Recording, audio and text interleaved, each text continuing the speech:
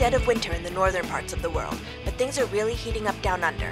And with just a couple hours left before the start of the year's first major, you know the action is only getting hotter from here.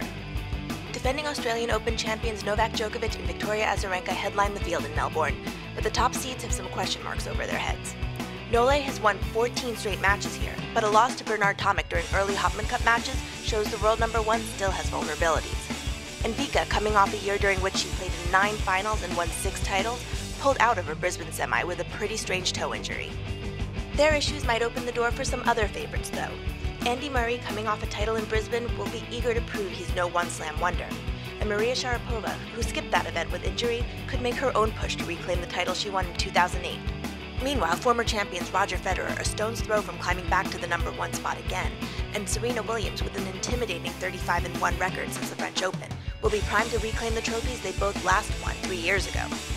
But we can't discount some peripheral players either. Agnieszka Radwanska is riding a 9-match, 2-title win streak, and David Ferrer, fresh off his 3rd straight trophy in Auckland, seems happy to take over the mantle as Spain's top player here. Of course, it's not just Rafael Nadal missing from the draws. 2-time major finalist Vera Zvonareva and number 1 American John Isner have both pulled out of the action. And they're not the only ones. So perhaps that gives opportunity to those who at this time last year weren't even on the radar. Ekaterina Makarova gets her first seeding at a major in Australia thanks to wins over players like Maria Kirilenko and Petra Kvitova last year. But her biggest win, of course, came on these courts when she ousted Serena Williams in the 4th round. And Jurge Janovic, playing in just his 3rd slam, finds himself at a career-high ranking after a final showing in Paris. Martin Klizan went one better, winning a title in St. Petersburg last fall, while young American Sloane Stephens honed her game with a semi-showing in Hobart.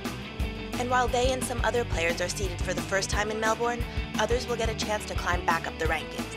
Gael Monfils nearly fell out of the top 100 last week, and though he couldn't defend his runner-up points from Doha early in the month, a run to the Auckland semi shows he's still got game. And Australia's own Bernard Tomic had more than doubled his ranking since June, but after finally winning that first title in Sydney, he might be able to turn that luck around this fortnight. On the ladies' side, Francesca Schiavone, playing in her 13th straight Australian Open, has won just 2 matches since Wimbledon. She'll be eager to prove she's not ready to slink away just yet. Meanwhile, Sabine Lisicki, plagued by one injury after another the last 3 years, hasn't won a lot the last several months, but she's already launched one comeback in her career, and there's no reason to think this can't be the site of another. But of course, some of the best stories will come from the most unexpected places in the draw. And with players like Milos Raonic and Sara Errani riding past success here to new heights, you know some fairy tales don't end. So be sure to check out my Australian Open Cinderella stories for a look at the unknown players that might get a real chance to shine this fortnight. And keep checking in for full coverage of all the action down under. Till then, thanks for watching TennisSpin.net.